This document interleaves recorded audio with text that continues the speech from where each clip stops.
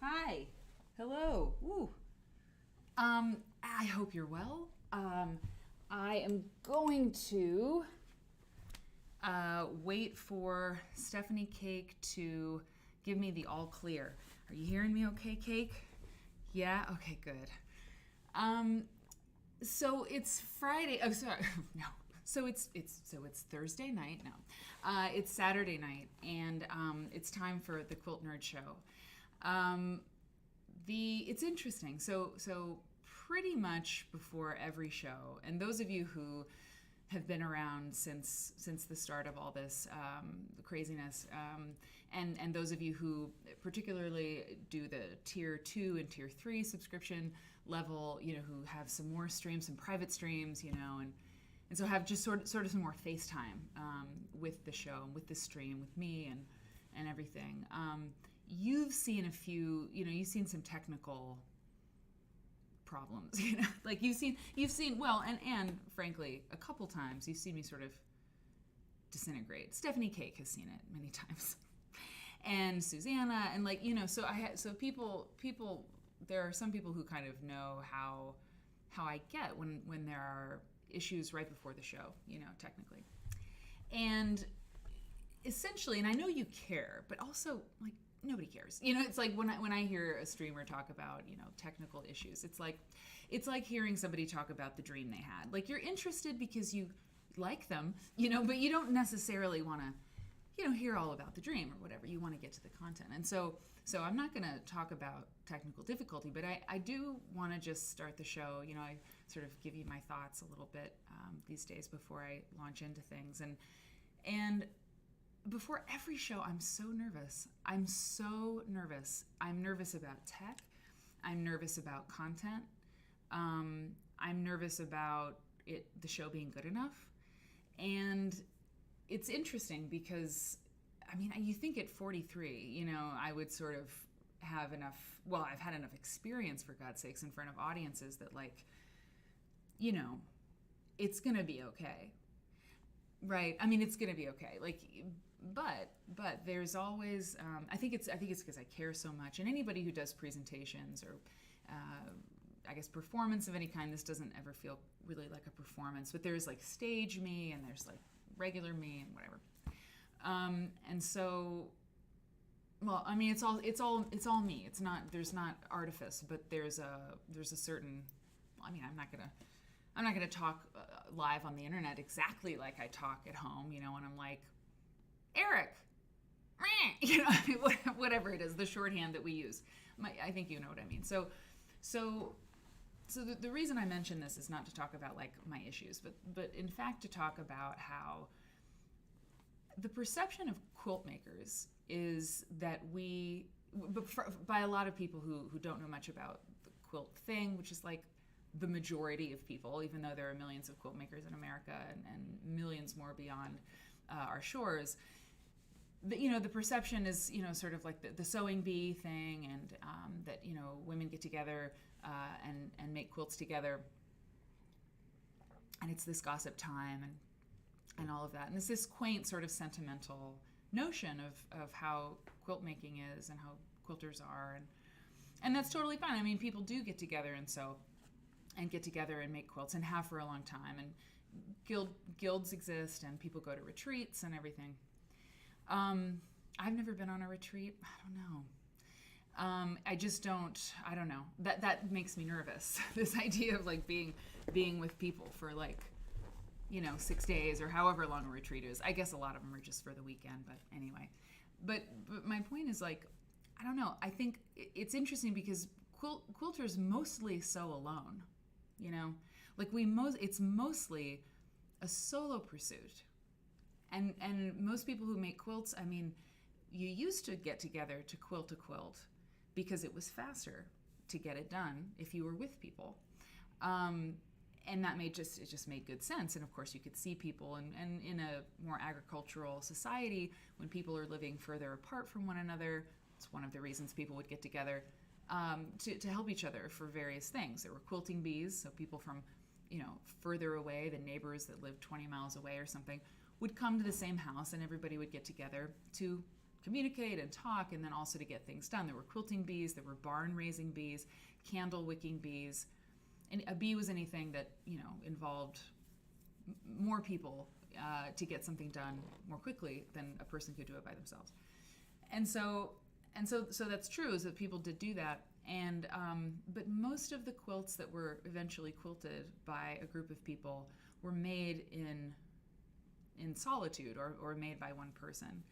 And what I'm doing here is sort of connecting these two things, connecting this like nervousness before the show and this like anxiety that I have before the show to make sure things are good, to make sure things are right for you. And because I think ultimately it's a kind of like social anxiety, right? I think it's kind of I don't know, like I get nervous. And I think quilt making appeals to people. Not everyone is the same, of course, my God. But like, I think sometimes making things with your hands and fabric and sewing appeals to people who maybe have some of that. Of course, not all of you do, but we're not playing beach volleyball. You know what I mean? Like, we're not playing beach volleyball. There are quilters who do, I have no doubt. I actually have never met any, but I've also never asked. Excuse me, I love your quilts. Do you play beach volleyball also? Beach volleyball, or I don't know. I guess probably a lot of quilt makers play bridge, and a lot of them, do like, I don't know, book clubs and things. But book clubs are not a good example. But I don't know. I just wonder. All I'm saying, I'm not sort of making an assertion. I'm just wondering. I'm wondering about when I get so nervous before the show, and when I get ready to go and meet a group of people, or I basically have to turn public after being private, which is my very more comfortable space. And I was thinking about how nice it is to sit and sew, and how that is also a private space. Maybe this is all a bit abstract, but I really was thinking about it, and I thought I'd share it with you tonight, because strangely, I have the opportunity as a private sort of person to have a public platform where I can share that kind of thing publicly, and it's very rewarding to do that. So that's kind of a wrinkle in it as well, because I want to do it. If I really didn't want to do it, if I was really private, if I was really a person who wanted to be solo all the time, in private all the time, I wouldn't have a show on the internet. So like, what's going on here? Yeah. I think, okay, I just saw, okay, good. Good, I'm so glad. Sherlock says, I just glanced at the chat. Sewing, she says, is a place to get my mind to quiet down. So I hear you 100%, Mary. That's good. That's, I think, what I'm trying to say. One of the things I'm trying to say. So, yeah, it's a groovy quilt behind me, right? Pretty groovy. Thanks, everybody, for being here, by the way. Stephanie Cake, how are you doing? I've got to grab this thing that you sent me. Can you tell me, and the folks, what you did today? Because it's pretty awesome. It's been an action-packed day for the cake. I went to I think they call it an outdoor escape room today. I don't know if anybody has been to such a thing. It's put on by this company that does it's like a geo-tagged kind of scavenger hunty escape room thing where you get to do puzzles and wear costumes. So that's what I did today. There was a little bit of day drinking involved. Yes, that's right. And is that is that part of the? So what is an escape room actually? I've never actually known. So the escape room. I've never actually been to other than what I did today, I've never actually been to one of those escape room places, like where you go and you're literally locked in a room. Yeah. But I've played online escape rooms where, and it's really just, you have to keep solving puzzles and riddles and clues. Sometimes you have to decode things. Sorry, I put that in. That's behind me. Okay, actually, that's kind of awesome. Sorry. This was Stephanie Cake's costume. She was the Cheshire Cat. Okay, I have to get low here. Look at this. That's Stephanie. She made that costume. It's amazing. It's amazing. So is there like a winner? Do you like?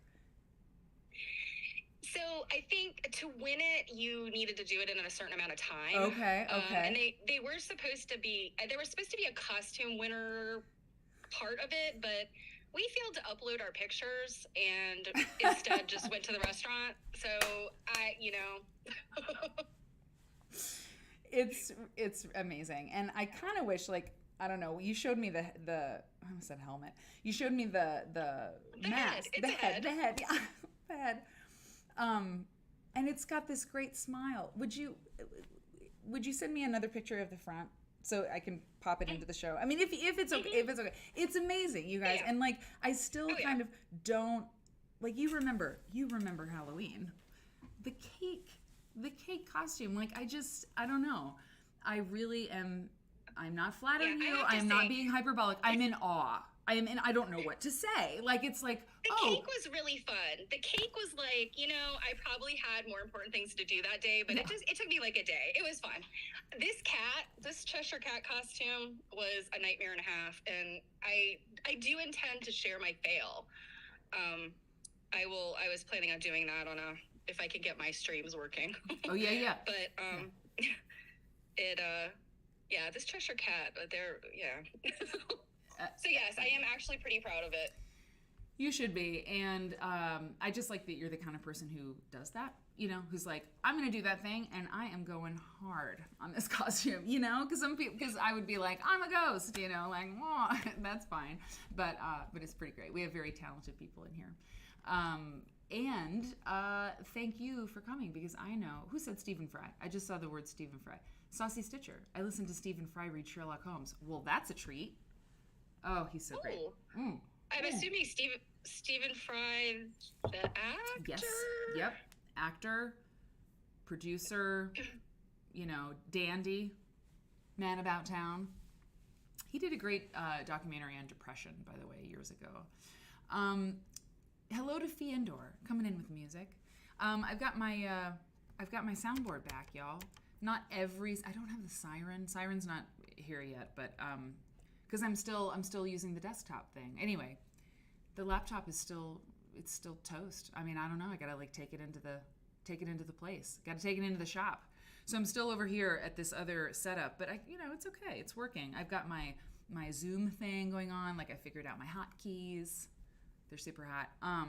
In fact, they're so hot. No, I don't have. Nope, I don't have the yet. Not yet, but I do have this.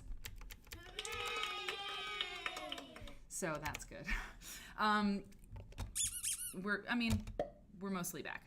So hello, Grits and Butter and Lady K and Robin. Of course, Robin Biscuit, otherwise known as Biscuit. Bridgewater, Miscellany, Sandy Tries. Thank you so much for subscribing with Prime. You subscribed for 9 months. I so appreciate you. And all the subscribers, thank you so much. So much. Oh my God, it helps a great deal when you support the show in any of the ways that you support the show. It's fantastic. It helps a lot. Sandy Tries, hello. It's okay. It's okay. Everything's okay. It's okay. Myra and Kenny, Kearns and Kearns, Massachusetts. It's great to see you. I'm glad you're here. And so is Little Bird Stitch. Little Bird Stitch. I just feel like saying hi to people tonight. Like, everybody. Quilting Politic, and Bonnie, Mother Nature, and Quilt District. Quilt District is here. I love Quilt District. A lot, yeah. We should just do a segment on Quilt District. This is very possible. And Mama Llama and Dee Dee, Caitlin, Jan, Padma, Drink Wine and Solin. So also we did a co-working stream again on yesterday. We did it on Thursday and Friday, and it's a problem, right? Like, it's really fun. I don't mean that it's a problem. It's just sort of I didn't think I'd like it so much. I didn't know that people would like it so much, but I just turn on the camera and we work together, and it's wonderful. It's like a really good time, and you should join us. I'm gonna turn the camera on Monday, and I don't know. Maybe all week. I don't know. But it's a good time, and you can drop in. I realized I had the subscriber only thing toggled since I left London last week. So people who don't subscribe to the show couldn't watch the last few streams, which was like totally weird and not great.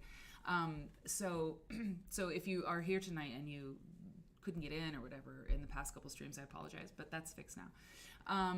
And let's see, Saucy Stitcher, you've missed the last couple weeks. Glad to be back. We're glad to have you back. Betsy Dragonfly, thank you so much. You subscribed for 10 months. It's fantastic. I really appreciate your support. And Mama Llama subscribed at tier 1. You subscribed for 5 months. And okay, so okay. I'm gonna say hi to everybody eventually. I'm gonna get going a little bit here. Mama Llama, I think I said hi to you. Rock Dog. I hope folks are well. Warden Birdner, thank you subscribing for tier 2. You subscribed for 13 months. That's crazy. That makes me feel great. And it helps make the show fly. And Myra highlighted a message here. It was me initially mentioning Stephen Fry. Okay, raving about his amazing work narrating the Harry Potter book series. Oh, wow. Which I've been listening to. Highly recommend. He's the perfect person to read that, right? And by the way, there was something else too on the co-working stream yesterday. I mean, the stream is like 10 hours long because I start the stream at 7 a.m. when I'm ready to do that, and then I didn't leave till 4 o'clock. It's a normal day, and it's good time, and we are productive. We have a little fun. We did watch the preview, the trailer for 3 Men and a Baby at one point. It was very important. It was extremely important to the day. But we got things done, and it's there was also puppetry, Mary. There was puppetry. Oh my God! Thank you for reminding me. There was puppetry. It was her. Oh, who's that? Oh my God. Oh, who is this? Who is this dashing? Oh no! I'm going into the void. No, that's but that's sweet. They saw each other across the room. Yeah, I have this. Oh, yeah, and actually, you know what, Stephanie, we didn't even rehearse that, but you're like, and puppetry. That was such a cue. It was like Mary and puppetry, and I was like, oh yeah. But I brought another. I said I had another puppet, and I have it. Just a minute. Look, whatever, right? This is Did I mention I was socially awkward? Did I mention that? Was that anything that I talked about? Look at this. Someone was like, do you have another puppet at home? Or do you have other puppets? And I was like, oh, I do. I really only have one, and it's him. Oh my gosh. I'm in love with him. Who's out there? Who's out there, Nathan? I don't know. Can you see anyone? Can you see anybody? Really? I mean, I can't see anybody either, but I can read the chat. Can you read? You're illiterate? Oh my God! I'm so sorry. I mean, it's just really embarrassing. I'm sorry. I didn't mean to out you, with your illiteracy.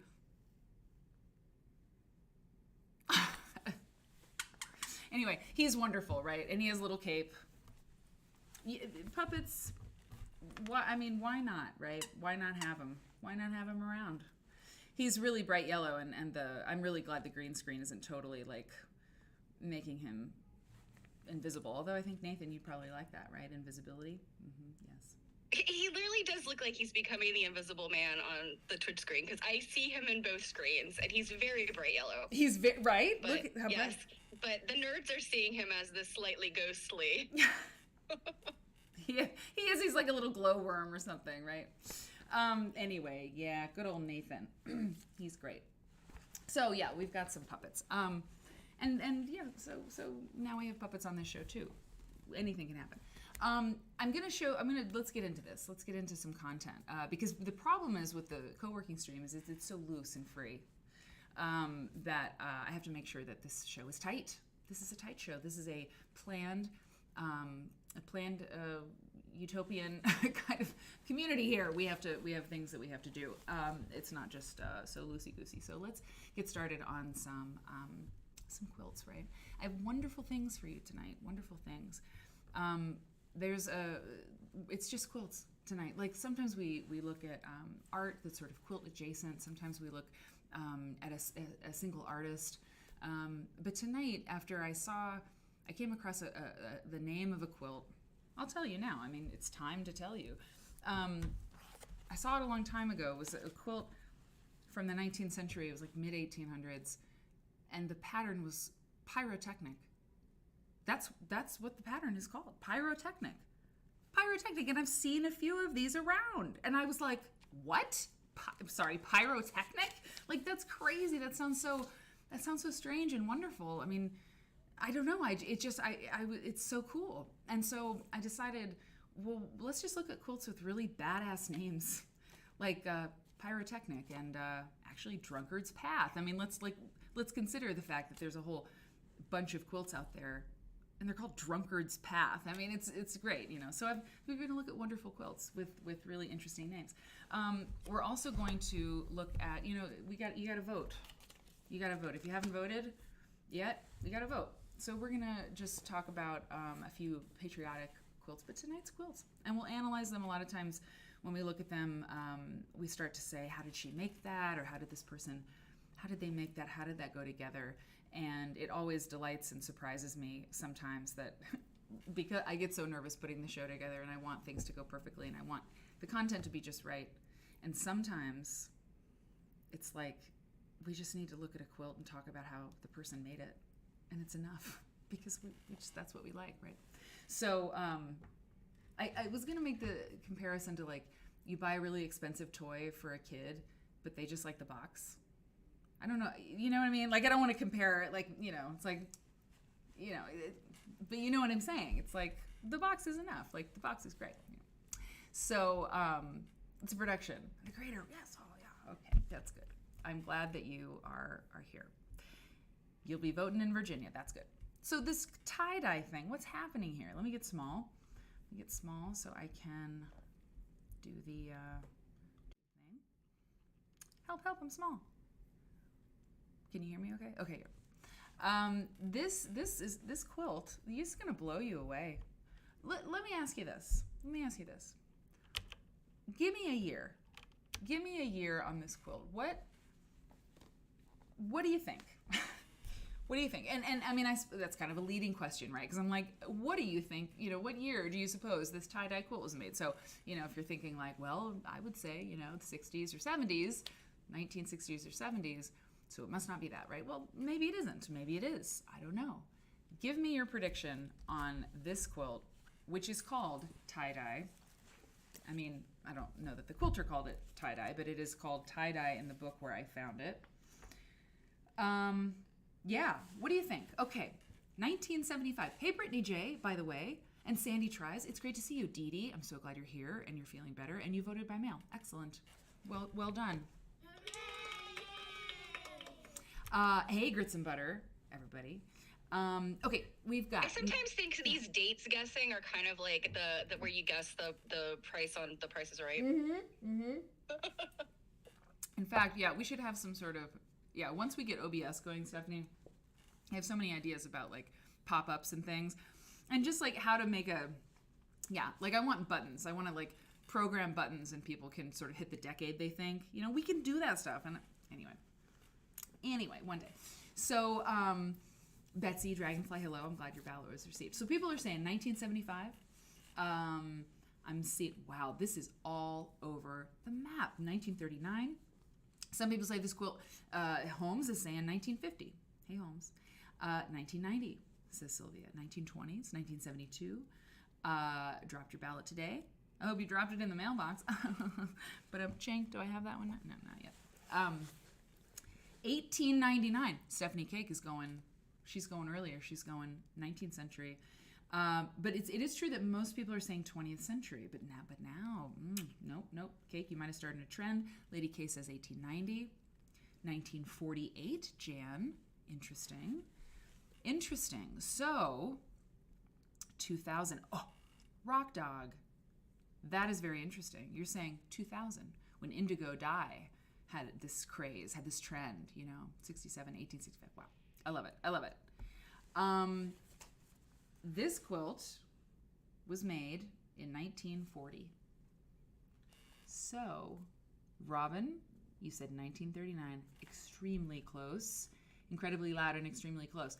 Wow. I mean, I think you were the closest. 1920s, said Miss Elaney. Anyway, 1940 in North Carolina. Let's zoom in a little bit. let's take a look at this thing. Oh, my voted sticker fell off, but it's with us in spirit. I have to put it on my laptop when I fix it. Quilting is pretty simple, but I mean, the quilting's simple, except it's all going, actually, wait a minute. It's not that simple. I mean, it's in quadrants and it's coming in diagonally. Or is it? Or is it just quilted? No, I think, no, okay. It's just rows going left to right diagonally. I thought there were like quadrants and they were all going into the center point, but no. It's really groovy, and it was made in 1940. Okay, by Callie Elizabeth Wooten Godwin Jackson. So nice. She has 5 names. Tie-dyed sacks with home-dyed sack back. We don't have a picture of the sack back. Quilted with green thread in parallel diagonal lines, 6 stitches per inch. My kind of lady. Back to front as edge treatment. Okay, so she turned the back of the quilt over onto the top to do the binding. Also my kind of person. It's 70 by 79 and a half. It's owned by James Jackson. The maker was the oldest of 13 children. A little bit of biographical information. Her source for the idea of tie-dyed quilts is not known, but she made several. Tie-dyed quilts seem to have been popular in the Sampson County, North Carolina area in the 1940s. Y'all, they were just tie-dye crazy down there. That's really interesting to me. I have to say, so this comes from this book, North Carolina Quilts, one of the state documentation project quilts. We are Abe Books affiliates around here, so if you want this book, and you know what? It's really good. And you know, I say that about a lot of books, but I want to tell you, here, because you need to be able to trust me when I tell you that the books are good or not. There are a lot of really great quilt books. This book is going to come up tonight, Warman's Vintage Quilt Identification and Price Guide. I can't recommend it. It's not great. There's some interesting things in there. It does, you know, there's content on the show tonight from this book. The pictures aren't bad, but like, you know, I don't recommend every book that I use. There's a lot of books. But this one's really, really good. And this quilt appears in this book, okay? And a whole lot of other great ones. And I mean, I don't know. Like, I just like the idea of people sort of having this trend, doing this trend. And I've never seen a tie-dyed quilt ever that looks like this, ever. Not in 2000, not in 2010, not today, and certainly not in the 1940s. And really, if you think about it, it's a fantastic idea. I mean, it's a medallion quilt, you could say. I mean, you could make the argument that it's a medallion quilt. And you could also do this pretty easily. It's also a whole cloth quilt, right? Don't you think? I mean, I don't know. I feel like this packs a big design punch, and you don't have to. There's no piecing. So, has anybody ever done anything like this? I mean, really, I wonder if anybody has. Oh, Drink Wine and So Lin, you were close. 1940, you were close. It's one piece. Mother Nature, I do believe it is. I do believe it's one piece, and it is. Is it? Did they say it's hand? Yes, it's hand quilted. 6 stitches to an inch, so it's a pretty big stitch. It's not like super fine, but that's cool. Tie-dyed and then quilted. I believe it's tie-dyed sacks, Sherlock, and then it was quilted. So a book you don't have to buy. Exactly, Padma. Exactly. So that's that quilt. And when I saw it, I just had to use it. You know, it was a great intro quilt for us tonight. All right. So here's our next little segment here. I'm gonna do this first. Okay. So this is an interesting book. And Cake, I didn't mention, I gotta plug this phone in. I didn't mention to you this book but I mean, maybe I should have, but I seriously doubt this is available anywhere. Okay, hang on. This Kansas Quilt Symposium book. It's a catalog from 1978. Hang on. That was in my mom's library that she said, do you want this? Do you find this online? You don't, do you? This thing? I'll look for it. Okay, you look for it. Okay. I was just gonna say, yeah. I see where it came from. Oh yeah. Mary Ann Fonz's name on it. And the date. I was like, let me tell you how old this is and where I got it. Yeah, exactly. So, yeah. So this was on Mom's shelf. She, she's like, I don't need this. Do you want it? And I was like, I want anything that you're getting rid of course. And I mean, I wasn't even born yet. Like, where was I? It's one of the big questions. Kansas Quilt Symposium. Now, we're going to talk about this book more at some point. Hey, Ollie and Ruby.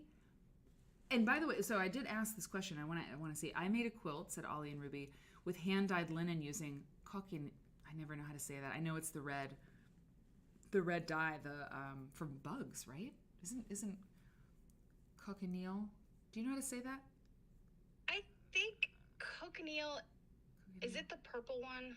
Yes. Oh, yes. Cochineal is the shell. Yes. Is that seashell? Yes. You're thinking of carmine. Yes. Carmine is from the bugs. Yes. Cochineal is like coca plant. Like I mean, it sounds like that. It sounds like cochineal. Anyway, yeah. I knew that it was a dye and that it was I feel like it's red and then it turns purple, or maybe it's just purple. I don't know. But yeah, that sounds really nice with marigold, and you did do some hand dyeing with it, Ollie and Ruby. That's awesome. I love it. Does it have an odor? I can report that the Kansas Quilt Symposium book is on Abe, but because there's no ISBN, I can't make a link for it. Oh, interesting. So looks like there's a couple copies of it. So if anybody wants to snap it up, there you go, and use our link, because I mean, it's got to be. How much is it? Is it like 20? I mean, if it's $20, I'll be amazed. $15, $18. Okay, and then there's one for $29. Cool. And that's it. Okay. Well, it's pretty neat. So we're gonna look at this deeply, at some point, because there's a lot going on here, a lot of interesting stuff. Yeah. Hello. Oh, sorry. Yeah, my green screen over here is not happy.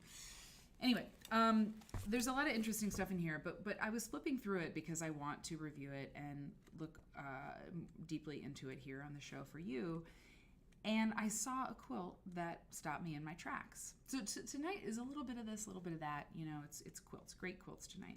And sometimes I have these little things that I have to pop in somewhere, right? I have to find space for them somewhere. And that's tonight. I saw this quilt in this book, this one. And this quilt is in black and white, right? Like most of the image of this quilt is in black and white. And most of the pictures in this book are black and white. Not all of them, but most of them, right? Most of them are in black and white. And a long time ago, like early in the show, and I kind of want to almost go back to that episode, because that was, there were, I don't know, 20 people, tops maybe who were seeing that show live. It was, I don't know, Steph, if you were watching yet, but it was a scrapbook I found on some auction site of somebody. It was somebody's quilt scrapbook, and it was pages and pages. The auction site had scanned in all the pages of this scrapbook, of this memory book, and it was all these pages of quilts. And the quilts were, 1920s, 1930s, maybe earlier. And there were photographs of them, and they were all black and white. And they were great, but they were black and white. And I had never thought about the fact that before there was color film that was available to everybody, accessible, possible to get your hands on color film, quilts were only seen in black and white when they were photographed. And I don't know, it's such a simple thing, but I had never really thought about it before. And so this quilt is so beautiful. It's called the Kansas quilt. That's what it's known as. Charlotte Jane Whitehill made this quilt date unknown. I believe it's date unknown. And bugs and snails. Oh yeah, bugs and dyes. Yeah, it is interesting, isn't it, Lynn? Okay, so when I saw this quilt, I was like, oh, I know that quilt. And I've seen it before, and I've seen it in color. So I think it would be really fun to show this black and white version and then show it in full color, because I knew just where there was a really great color picture of it. Actually, Steph, I've got one other book that I forgot to tell you. It's this one. It's Japanese. It's from the Denver Art Museum. Can you see that? It's American Patriotic. Can you see it? Okay. I don't know how I had it in a different file. That's why. It was Nathan's fault. He was covering it up. The vine work on this, I mean the applique work, look at the quilting. I hope you can see it. Look at this. And in a way, I mean, it's interesting. Some people, wisteria, I like that. It's a good question, Sherlock. In some ways, seeing the black and white is advantageous, and I know some quilt makers will, when you're putting your fabrics together, when you are, sorry guys, I've got the shadow thing tonight because of where I'm sitting. Sorry, I hate that. I do. Can't be helped. So when you're putting fabric together on your design wall, it can help to take a picture of your fabric choices and put a black and white filter on it, right? So you can see the value, the contrast. And so in a way, this is kind of a nice way to look at this quilt, to see the relief of the quilting, to see the quilting design so plainly. I think the black and white kind of helps in that regard. And the contrast of the leaves and the flowers. It is so detailed. Looks like grapevines. Mm-hmm. Yeah, I think grapes. I would say grapes, but who knows? Yeah, they do. They look like wine grapes or something. Look at the falling feather. I mean, I guess that's how I would describe it. Is this sort of the feather motif starts up in the corner, and then it just seems to fall down the quilt and connects with the other one that's coming up. And this, look at this. I mean, really? It's bananas. It's really, really something. Gorgeous. What year? Okay, so it said, let me check again, but I feel like I put it in the little file name that I have when I titled these scans, and it doesn't have it in this. It's not listed there, and I don't believe it's in the other book that I'm about to share with you. No, it's not here either. I mean, it's 20th century for sure. 40s. I mean, I feel like I don't think it's a kit quilt. Kit quilt experts would be able to maybe say something to us about it. Hey, Tamarella. Thanks for coming. I'm so glad you're here.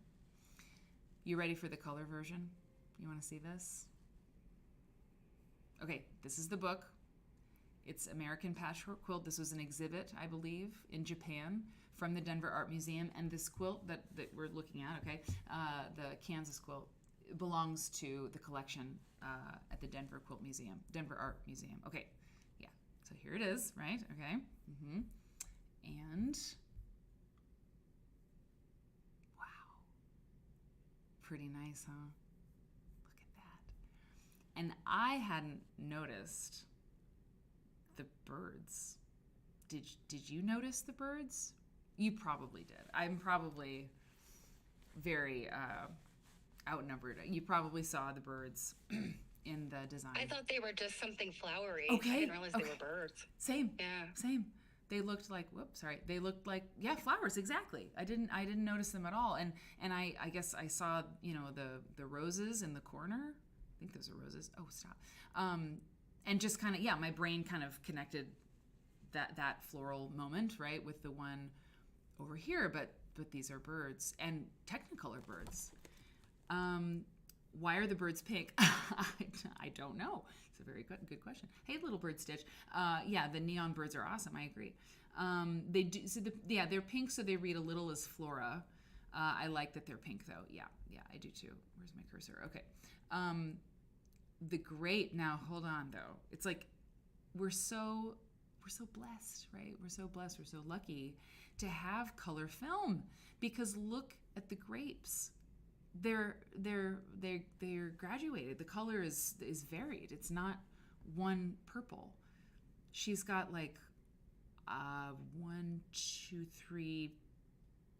I see like 5 different purples here. And we'd never see that. I mean, it'd have to be a really good black and white picture for us to determine or to distinguish the values, right, of those grapes. So I mean, I don't know. When I saw the black and white image, I was so happy to remember that there was a color image, because it's just, I don't know. It's like a dream to see a quilt in black and white, and then to be able to see it in color it's really interesting. And Quack Quack Cat, hey Quack Quack. I noticed the birds, she says, but with color it's actually about them eating the grapes and berries. Oh my God, it's true. I didn't even see that. It's true. They're eating the berries. It's right. That's right. Those little scamps. Interesting. I wonder, Lady K says, I wonder if The Wizard of Oz created an effect on quilters, artists, etc., on how they used color in their projects. That was 1939. That is a very good, I mean, that's, yeah, I'm sure. I mean, I suspect people must have written about that phenomenon. I mean, maybe that's it makes so much sense. I hadn't considered it before, right? But when color film started happening, and the whole world changed, right? And was it the first color film? Is that right? Was The Wizard of Oz the first? Was it the first? I know it was a big deal, like, but I don't know if it was the first. Yeah. Does anybody know? I feel like somebody knows. Hey, Megan. Megan says it would be such a lovely bed covering. Agreed. Absolutely agreed. Okay. So that's the other thing I was going to say. Well, this is just a quick thing. So I love this book. One of my favorite things that's ever been written about quilts was written and published in this book, Susan Bernick. A quilt is an art object when it stands up like a man. It's a great essay. It's really great. But I'm showing it because in this book I placed the soon-to-be-released, more affordable Quilt Nerd book plates. They're coming. Let me show you something. You ready for this? They're coming. I just have to figure out how much they cost and how I'm going to ship them. And then you can buy some. And they're awesome. They're awesome. You can write on them. You can stick them on anything you want, and they'll be affordable enough that you can buy a whole bunch of them and put them in all of your books in your library. So anyway, but this was the first book that I put the book plate into, and it was extremely satisfying. And Stephanie Cake, you hooked it up with Sticker Mule. It's a great place to get the stickers, so I really appreciated that. So I wanted to show you all. Okay, so here we go. And Lady K says, from the Google, The Wizard of Oz was the first movie to be filmed in color using Technicolor. This is an interesting tidbit because it is not widely known. It's also interesting because The Wizard of Oz shows us how far the film industry has come and why we do not need to rely on black and white. Interesting. First color film was in 1908. Okay, so I think Technicolor. It's the Technicolor technology. Right. Yeah. Okay. I think that was the big deal, that it was like so bright and like people were like, that's not real. It looks like real life. Yeah, exactly. This is like reality, except for the flying monkeys. What's going on? I have a folder that has a few Wizard of Oz quilts in it. I have to admit, not a huge Wizard of Oz fan. Never have been. The movie, it freaked me out. We just weren't huge Wizard of Oz people. Was it the flying monkeys? It was the flying monkeys and the witch. It's the witch. I'm a scaredy cat. She scared me. I mean, look, my sisters and I were my sister Rebecca, my younger sister, she's pretty tough. But like Hannah, Hannah, she was deeply phobic of the Dr. Seuss book, Walking Pants. She hated that book. She didn't want to even hear the Walking Pants. If I wanted to really get at her, I'd be like, Walking Pants. She'd be like, no, So we couldn't I know what to handle get Hannah Fonz for Christmas. Oh my God, just like, maybe it's like exposure therapy, like give her, just like, you could do it. You can make a little Walking Pants, a little puppet or something. She didn't like it. So Wizard of Oz was scary to me. It was, and it was like, yeah, I don't know. It was too surreal. I think, with the house and all the weirdness, and it was like, I don't know. It just didn't make me feel too good. But so many people love it, and I understand why. And Judy Garland, forget it. I love her. Lady K loves it. Hey, Dee Marie, the Flying Monkeys, Dee Dee. I'm telling you. Oh yeah, okay. Freaked you out. Okay, I'm not alone. Okay, interesting. Word and Bernard coming in with the facts. Hey, it's Turk's Guy or Turksky. We may never know, but I'm really glad you're here. Thank you for coming by Quilt Nerd. You're just in time because the quilt that you're seeing, I'm going to talk directly to you because, I don't know, you said hi in the chat. If you just came by and you're in the lurker lounge, you don't get this kind of attention, but Turksky. I feel like that's kind of like I don't know. It sounds like a name from like a Rocky movie. Hey, Turksky. I don't know. So you're just in time, and I'm glad you're here. So this quilt has the coolest name ever. So this quilt was made in the mid-19th century. Okay, mid-19th century. So a while ago, and it's very well made quilt. I don't know if you're a quilt person, Turksky. I don't know. You might be by the end of the stream. Turk's Guy. Okay, Turk's Guy. I don't know if you're a quilt person, but you might be by the end of the show because there's so much cool stuff, right, to see and explore, and that's what we do on Quilt Nerd. Mid-19th century, wonderful sort of, I don't know if it's poison green, I don't know, but it's a really nice green. The piecing is gorgeous, and this is tough, right? This is a tough pattern, don't you think? I mean, you've got curved seams. You've got a curved seam to end all curved seams, right? I mean, this is a circle, right? It's a pinwheel. I mean, not a pinwheel. It's that. Okay? It's not easy. It's not easy. There's 9 patches and then there's this, Have you done something like this, Stephanie? I have not. Well, I've done some English paper piecing like that, but okay. These are the ones that always get me because it's like not only do you have curved pieces, but you pieced them with triangles first. Exactly. Or as you went, I don't know. This is like a Mariner's Compass or a New York Beauty. Yeah. Baffles my mind. Exactly. Same. By the way, Turk's Guy, those welcome baskets, those little welcome baskets you're seeing. Thank you, Word and Bernard and Robin. I appreciate it. Welcome baskets in the chat for you. Thanks for coming by. Sorry. Okay, I will stop doing that now. I don't want to make you feel uncomfortable. Anyway, so this is really hard. I feel like Liz Porter can make quilts like this. Jenny Beyer can make quilts like this. Sarah Bond can make quilts like this. Like, there's people out there who just are so good at sewing. Stephanie K can make quilts like this. Dee Marie, I feel like you could also, but and many of you, but I cannot. And the only reason I would ever try is because this quilt, the name of this quilt is Pyrotechnic. Pyrotechnic is the name. So this quilt comes from the Shelburne Museum book, and it's a really good one. It is one that you should buy upon my you definitely. This quilt is attributed to Emma Jane Perry Proctor. Okay, Pyrotechnic Star Quilt, 92 by 78. This quilt came to the Shelburne Museum with a note. Okay, I have like a Aurora Borealis tonight. It's just like my chakras or something behind me. Okay, this quilt came to the Shelburne Museum with a note saying that it had been made by the donor's ancestor, Emma Proctor of Fairhaven, Vermont. The quilt's pattern, seems to be a modified Mariner's Compass design. Stephanie mentioned it. In 1935, quilt makers and historians Carrie Hall and Rose Kretzinger documented hundreds of quilt patterns in their book, The Romance of the Patchwork Quilt in America. They included a pattern block almost identical to this called Pyrotechnics, which they described as a, quote, very intricate and beautiful design not to be undertaken except by an experienced quilter. It's funny when people say something like that. It's like, do not undertake this unless you're an experienced quilter. It's like, or what? Like, or what will happen?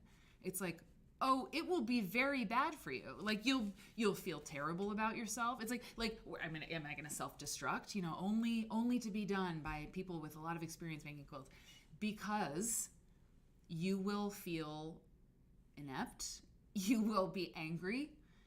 You will despair. It's like, do not attempt, or because you'll despair.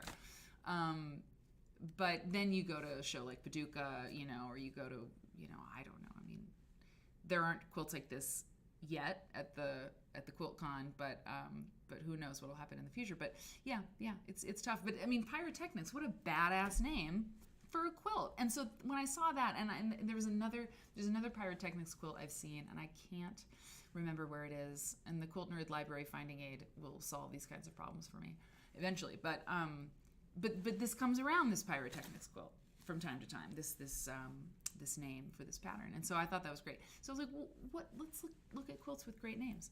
So then I was like, oh yeah, Lazy Gal.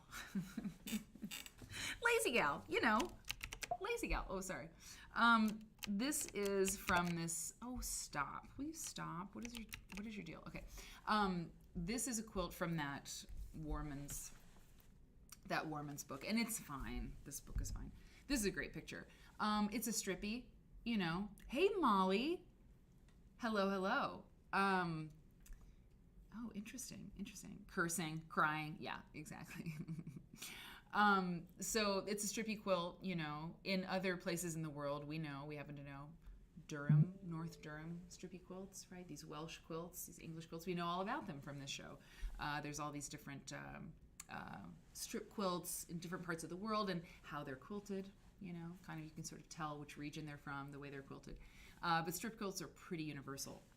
And this one was made in around 1950 or later. It was in the guide here attributed to an African-American person in Texas. Muslin backing, red and white solid cotton strips, back to front self-binding. Self-binding? Back to front self-binding. It's when you use the backing and you turn the backing over to the front. Yes, I know, but self-binding. That I've never heard that, right? Self-binding. Like that, so that's the term for it? Like that's like the self-binding. Okay, that's great. It kind of sounds like the quilt did it on its own. It's like, okay, self-binding. I just thought it was like back to front binding or something. Interesting. Okay, that's very good. I have learned this. So there's not much to say about this, although this I keep wanting to say Wegmans, but Warman's Vintage Quilts Identification and Price Guide. It prices this quilt. We've looked at this book before. It prices this quilt at $250 to $400. Interesting. The quilting is interesting on it.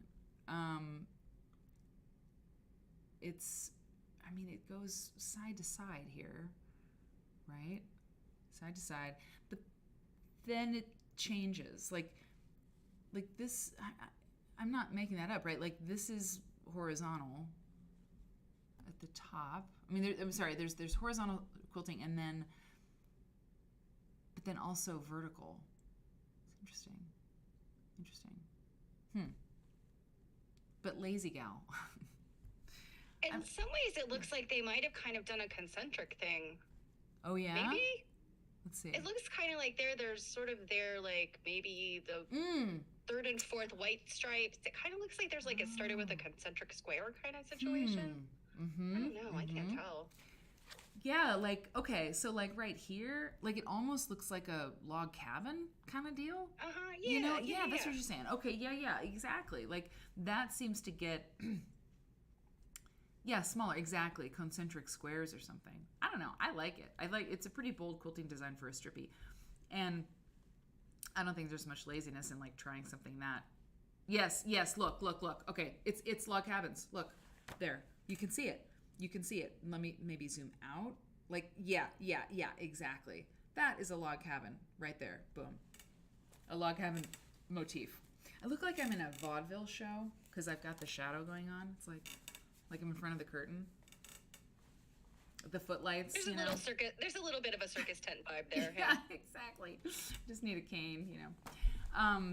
Yeah, that's really cool. I've never seen a quilt pattern like that. I like it. Lazy Gal. Lazy gal. So we've got pyrotechnics. We've got lazy gal. What other wild name for quilts, quilt patterns can we find? Okay, this one was also, while we're in this guide, this Warman's guide. Now, I don't know if you have heard of this pattern before. Quilt names, block names, and quilt names, we know this. You know, there isn't some hard and fast rule. Drunkard's Path, you know one when you see one. You know, it's pretty standard. It's a pretty standard name. Everybody calls the Drunkard's Path the Drunkard's Path. I mean, it's a common name for that kind of quilt, and most of people who know quilts can kind of see that quilt design in their minds. But, you know, even a simple star block can have a bunch of different names because there was never a set catalog of quilt pattern names. And as people moved around the country and people, you know, quilt making is kind of an oral tradition too. If you're teaching somebody how to make a quilt, you're teaching them what you heard, and then your friend called it something else. You know, the pattern that you're working on, somebody called it something else, and so it's kind of a crack up, and that's fun because a lot of different pattern names can come from one block. Anyway, so I don't know that I've ever heard this before, this name for this quilt design, but I love it. And maybe somebody just made it up, whole cloth, if you will. Boys nonsense. Boys nonsense. You know what I've got on the soundboard. And there was no monkey business about it either. If that's new to you, Emma Andres, the great Emma Andres, we watched a documentary where she appeared. I'd never seen her, like, because she's dead, and you know, I mean, she's a voice from the past, that documentary, but she said, and there was no monkey business about it either, and immediately it was clear. And there was no monkey business about it either. It needed to be on the soundboard. Anyway, so this is called Boys Nonsense. And I've never heard of that before. I don't know why that's appropriate for this. I mean, but I love it. I mean, I love it. I love it. It's just a top. It's not quilted. It's just a top. Have you heard of Boys Nonsense? Is that a thing that you know? You love that it's I'm not... gonna see what the Brockman has to say about it. Thank you. I was like, I could pull that out, but then I was really in a rabbit hole. Quilt District, elbows, concentrate. Yes, very Southern quilting style. Oh wait, sorry. Quilt District, you were talking about the lazy gal. The lazy gal, yep. Southern quilting style. Okay, I did not know that. That is good to know. I mean, monkey wrench, monkey business. I don't know. I'm kind of free associating. What do you find in Brackman, Cake? Anything on Boys Nonsense? Yes. Yeah. There you go. It's funny because it is. So if anybody has Barbara Brackman's third edition of the Encyclopedia of Quilted, yeah, it's like a doorstop now. It's so huge. Right. Page 313 is patterns like Boys Nonsense. Yeah, and so the original one is shown, but also called Nonsense, Boys Fancy, and Boys Playmate. Nancy Cabot called it Boys Playmate. Really? Nancy Cabot. Yeah, interesting. I never heard of this one either. And to me, this looks like what you've put together as like for a signature quilt. Mm-hmm. Right? Oh, yeah. You know, like those little short pieces would be, people could put their name on them. Totally. Yeah, I mean, it's great. It's great. My mom would really like this. Like, any kind of, yeah, I mean, I don't know. It seems, it's charming, right? It's charming. My mom likes charming things. And as Sherlock says, don't Google that. Don't Google. Oh my, Boys Nonsense. Did you really? Did you Google Boys Nonsense? I mean, I really want to Google Boys Nonsense. Not on the show, but later. Like I could do it right now, but not bring it onto the screen. But also, let me just practice some restraint. Stephanie, will you do it and tell me just like, don't do it? No, I won't do it. Okay, so Boys Nonsense. So pyrotechnic, lazy gal, Boys Nonsense. What else have we got? Oh yeah, I thought this one was a pretty wild name when you think about it. It's cocked to the side because that's the way it was in the book, which is Southern Quilts, published by Schiffer Publishing just a couple years ago by Mary Carr, I think is actually how you say it. So I didn't have the ability to straighten the quilt out. Anyway, the point is, Wigs Defeat. I mean, you gotta admit, like, Wigs Defeat, WHIG, is in the wig party and so forth. This is a 1890. It's a 62 by 98 quilt, odd size. I love it. This is a great example. There's a lot of Wigs Rose, Wig something, you know, and Wigs Defeat. I love this. I think it's great. I mean, it's so beautifully done. And actually, they had a few different wigs, wig quilts, Wigs Defeat in that book. So we're going to look at that one a little more closely in just a second. But this, I mean, the colors are gorgeous here. But just think about it. I mean, Wigs Defeat, like, ooh, burn, you know, like, ooh, that's, ooh, it smarts, you know, it hurts. That we have a quilt that has defeat in it, you know, in the name, to me is sort of interesting. I thought it was sort of humorous. Wigs Defeat, yes, exactly, it's fabulous, isn't it? Looks like duck feet. Wigs duck feet. The zigzag border is so cool. It's so cool. I have to keep drinking this water because that not COVID that I had, I'm telling you, it's not long COVID, right? You know what I'm saying? But like, I had a terrible. It's long not COVID. It's long not COVID. I've still got kind of a voice thing that pops up. Yeah. Not good. The zigzag border is really tiny. This thing is 62 by 98. So, you know, 98 is a pretty long side. I mean, but 68, I don't know. It's pretty great. And we could calculate, of course, like with those dimensions, how big those blocks are. But the applique, I mean, okay. If that other one was hard, and it was, this is also not messing around. Molly Squared had a relapse of long not COVID. Girl, I have to be careful. I mean, honestly, tonight may not be a marathon show because, I mean, I feel there's this just a little bit of scratchiness back there, and that's how it started before. It was like this little scratchy. Anyway, but these, okay, here's a question I have for you. Looking at this quilt, where is the seam? I think, this is what I think. I think that she made the wedges. She made the diamond pie wedges. Okay, right. This shape. I think that was the shape, the patchwork. Okay, she made that patchwork, and she had 4 of them.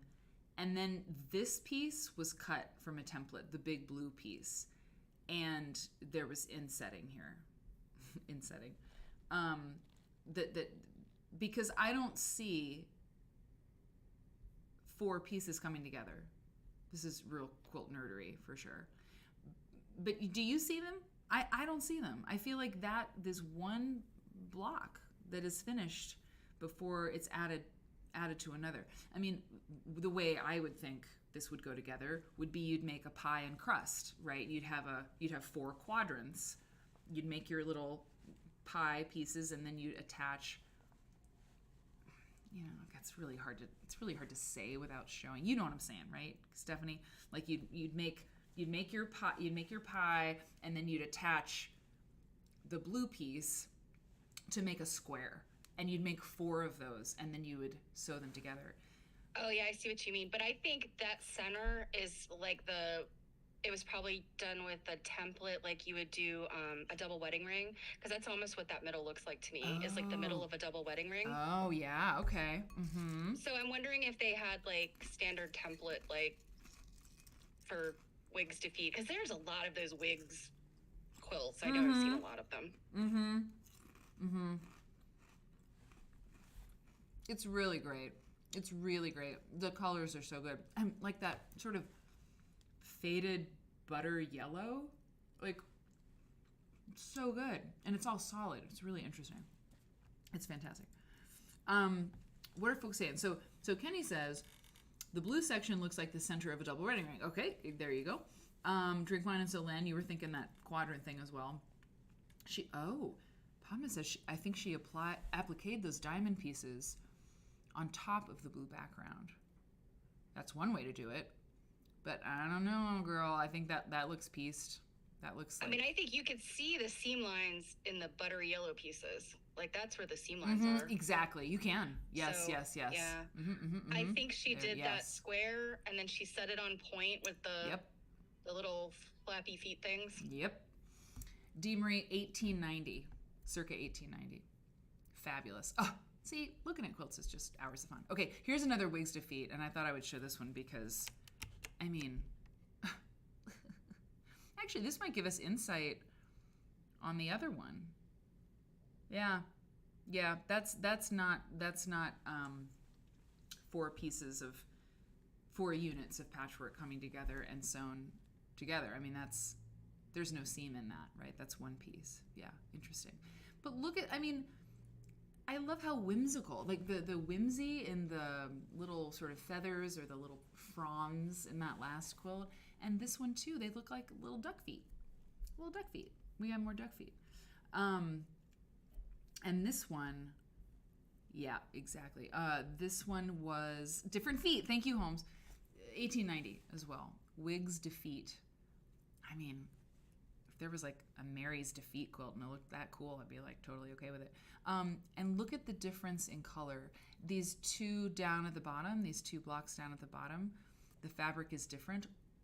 And in the upper right-hand corner, you have a slightly darker, this is sort of a deep burnished sage or something like that, but that, you know, it's different. And the brown looks like it's faded, like this tan, right? And people who can date quilts and who look at quilts in terms of, you know, provenance and stuff, you really know so much about fabrics and how they faded and when certain dyes were available and cochineal and all those things.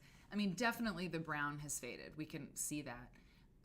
I don't know if that means that it was a different, I mean, was it, I don't think it would have been red. I don't think it would have been red because red fades differently. It turns sort of greenish. So was the green red? It wouldn't have been turkey red, right? Because turkey red didn't fade. It was color fast. That was why it was so exciting. But to me, all the colors are perfect. This, you know, sort of really faded aqua, this cadet blue, gold, and it's not, I don't know, it's kind of a cheddar, but it's faded. I don't know. I love color and I love talking about the names of colors, so I don't know. The colors look perfect to me, but it may not have been what the quilter intended. I feel like it probably wasn't. I don't know. What do you think? Purple fades to brown. Okay, purple fades to brown. Interesting. Oxblood probably. Whoa, really? Oxblood. I want to know more about dyes. It's so interesting. Sherlock says, it's funny, these are 1890s, since the wig party wasn't really a thing until after the 1850s. Interesting. That is very interesting. They're celebrating the Wigs Defeat. Yeah.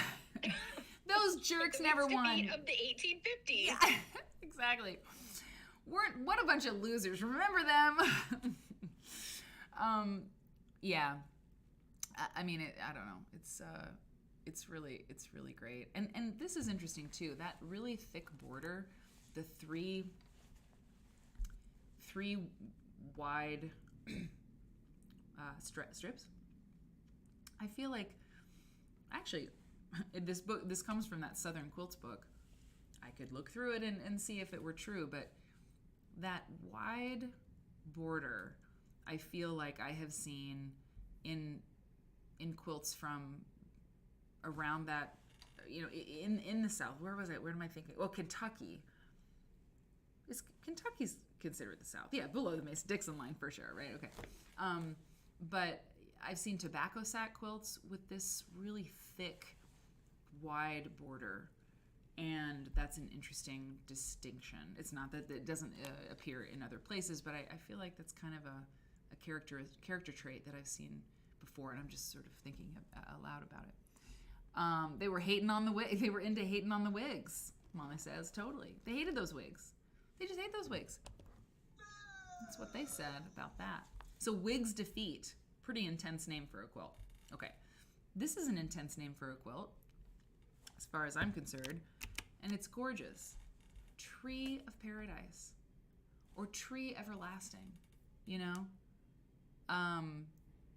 That's beautiful. I mean, we spend our time looking at quilts and nerding out about these things, and it's like, well, yeah, because you look at a piece of art, something that a person made with their hands, something that's useful and has a story to it and has a history to it, and it's material culture, and it's like so human, and it's all of these things. And they have such great names. I mean, some of them are, tulip, pansy, grandmother's flower garden. Great, that's great. That's evocative too. We hear that so much, maybe we don't think about it. But like Wigs Defeat, Tree of Paradise, these things don't have to have names. I mean, they could have called it Quilt, but just like, what are you doing? I'm making a quilt. Oh, that's nice. A tree quilt. Yeah, exactly. I'm making a tree quilt. Like, now I'm making a flower quilt. Yeah, Stephanie, that's it. It could just be tree quilt, flower quilt, boat quilt. It could just be really boring, but it isn't boring. It's fascinating. Tree of paradise, tree of life, tree everlasting. Beautiful. And graphically satisfying to me. And then there's the whole, infinite variety part where every tree everlasting quilt is different from the one before. And this is interesting. Turk sky, right? Isn't it wonderful? We were just talking about brown. Was it on Tuesday, Kenny? We were talking about brown and what to do with your brown fabric. It's like, what is brown all about? Like, how do you make brown hot? How do you make brown sexy? Look at this red. Red was a suggestion, right? Red looks really good. Pink and brown and aqua. Aqua can be good with brown. Other people had great suggestions. Those are the ones I recall. But this is really, really great. And Kenny says, part of being creative is being descriptive. Hey, that's nice. That's like a little aphorism. You could write that down. Print it on cards, hand it out. But yeah, part of being creative is being descriptive. And tree of paradise, tree everlasting. And of course, a lot of this stuff is biblical references, I don't know if tree everlasting is. Does anybody know? Do you know your Bible? Do you know Bible stuff? Yeah. Stephanie's like, nah. I wish I could see your face all the time. It would be a lot on the screen. I do think happening. Tree of Life, though, is like that whole concept is important in Judaica as well as Christianity. Aha, good to know. So yeah, right, exactly. And what are the other really biblical quilt pattern names? Job. Coat of many colors, or Joseph's coat. Big time. I think Rose of Sharon is one too. Rose of Sharon, totally. Rose of Sharon. The Jesus quilts are definitely. I was gonna say Jesus carrying a lamb made out of very tiny pieces of fabric. Yes, exactly. You know what? I feel like I'm gonna get that. I'm gonna just pull that up. And you know who made it too? It's Emma Andres. And there was no monkey business about it either. Let's hear her say it. And there was no monkey business about it either. Certainly wasn't. I just want to pull it. I want to look at the, because actually the cross stitch quilt rides again tonight. It really does. This is the cross stitch quilt show now. Hold on, cross stitch. Since we're on the Bible. I mean, the Jesus quilts. There are a lot of them. We should do a Jesus segment. Hold on, just a minute. I won't look too long for this thing, but maybe I can't. I don't know. Okay, we'll come back to it. Yeah, Wonky Quilter just said Baptist fan, so that's a religious quilting pattern. Oh, I found it. Here it is. We got to look at it. Oh, these cross-stitch quilts. I got an affinity for them now. Look at this guy. Look at this. Look at this crazy cat. Look at this. Sorry. I mean, the woman who made that is this woman. And there was no monkey business about it either. I mean, that's really something. It's really, really, really something. Maybe we should do like Maybe every quarter. Oh my God, we got to do Quilt Nerds on Parade. We got to do the Quilt Nerds on Parade show. I haven't even thought about it. We got to figure it out. On Tuesday night, we'll announce when the next Quilt Nerd on Parade show is, which is when anybody who's watching the show, I don't know, I guess it should be subscribers only or something. I don't know. We'll figure it out. But you send me pictures of what you're working on and quilts that you've made or quilts that you've purchased, and we talk about them on the show. And that's the show that night, Quilt Nerds on Parade. But maybe we should do like, I don't know, maybe we should do like a roundup, like a biannual roundup of like the greatest hits of the last few months, you know, because it's nice to see these quilts again. It's like, oh yeah, oh my God, these quilts, we see so much content that maybe it's good to review. Like, let's review. It might not be a bad idea. Wow, it really looks like Jesus. I mean, not too many people carry a crook and have a beard and are wearing it. It's not a cape, Mary. What is it? I don't know. Well, okay, hold on. Sorry. I'm transfixed. We're gonna move on. Look at that. Look at the way she did that sheep. That's pretty amazing. God. See, I found that quilt in this big folder of cross-stitch quilts, and now I just want to look at them again. But we won't. We'll move on. Why don't you do the roundup for the New Year's show? Well, Padma, I do. I mean, I kind of did, didn't I?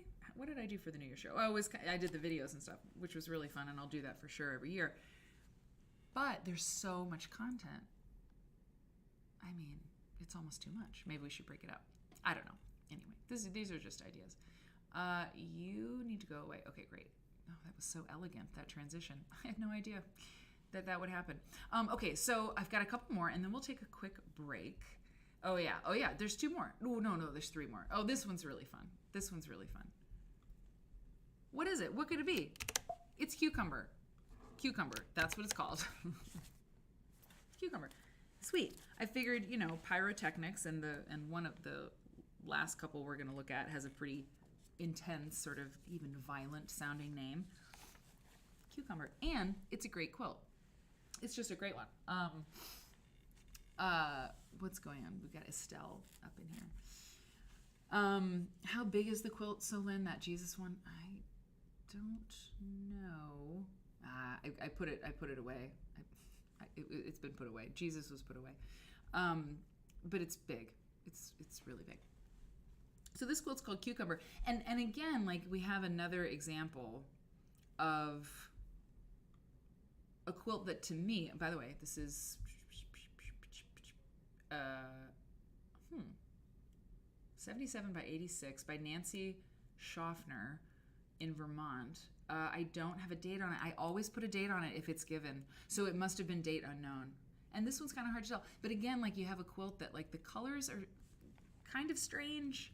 I love them. But that salmon color, I mean, the question, and a quilt dating expert, a quilt appraiser, and all those sorts of folks could probably say right away, like, oh yeah, that's faded orange.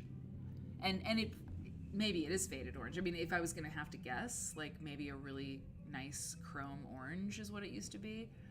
But I love it. I love this, like, sort of lipstick red. This is to me is very lipstick red, at least on my screen. And then you have this peach. I mean, it looks like some palette, some sort of makeup palette. Maybe the green, maybe not. I don't know. But it's very, I don't know. It's yummy. Do you think it's faded, Stephanie? It's so good. It looks so good. Yeah. I know they did those quilts with why am I drawing a blank? The cheddar. Yeah. And the green and red. Exactly. Right. So I don't know. But I don't know, how color fast was that cheddar? Is it antimony? Yeah. Why am I drawing a blank? No. Yeah. Antimony, cheddar, chrome, kind of the same. Yeah. How color fast was that? I don't know. It's a good question. I don't know either. Does anybody know if if cheddar was so? Hey, Pecky Belly, you are not too late. Pecky, if you were too late, you wouldn't hear the duck or the duck. Because the show would be over, So if you're here while the show's happening, you're not too late. We're looking at quilts with awesome names. It's a very simple concept, but we are almost done with this segment, and then we're gonna take a quick break because I'm gonna run to the ladies' room and make sure the next segment is set up. And the next segment is very simple. we're gonna look at like some really great patriotic quilts, just a few that you haven't seen before, because you know what? You gotta vote. You gotta vote on Tuesday. If you haven't voted already, you just gotta get out there and vote. You just gotta do it. You just gotta do it. Sometimes you don't want to do it, but you just gotta do it. And I'm gonna show you just like a few really great quilts that will inspire you to do it. And maybe I don't have to tell folks watching the show that they gotta go vote, but sometimes you don't want to do stuff that you know you gotta do. So sometimes you need a little kick in the pants. So I'm here to do that for you through quilts. Anyway, it's a fantastic quilt. It's also really well made. I love how he did this. The border is not the same. I mean, it's there. You have a vertical situation going on here. Maybe they just were like, I'm not doing this complicated border all the way around, so I'm going to put a green strip on the side. Yeah, goodbye. But it's perfectly balanced to me. It just looks perfectly balanced. Oh, Miscellany asks, did you get Wandering Lover? I didn't get a Wandering Lover. And I also didn't get, I didn't put a Love Apple. Love Apple is one of my favorite names. It's so good. Love Apple. A couple reasons I included this one, this penultimate quilt here. This is called Slashed Star. I was like, oh, slashed star. There's a lot going on here when you look at this quilt. What I really am interested in, by the way, this was made in between 1880 and 1890 in Vermont. It's in the Vermont book.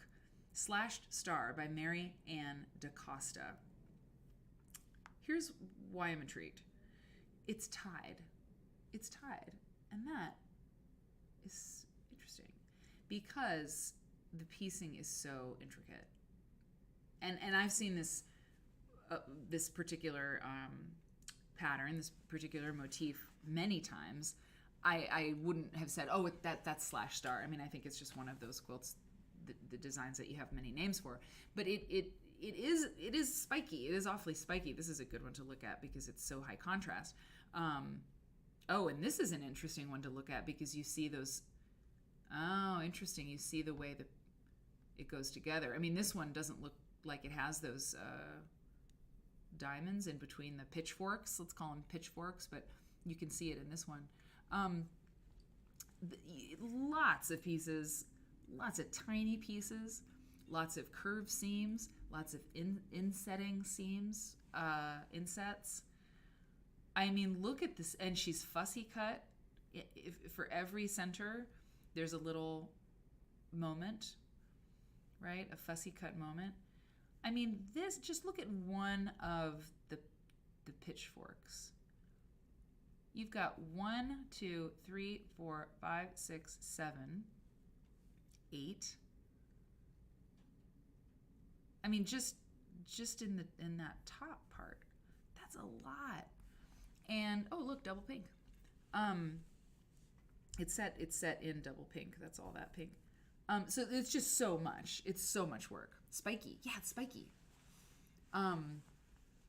Like weaponry. Totally. Those centers. Hey, no Flinster. Oh my God.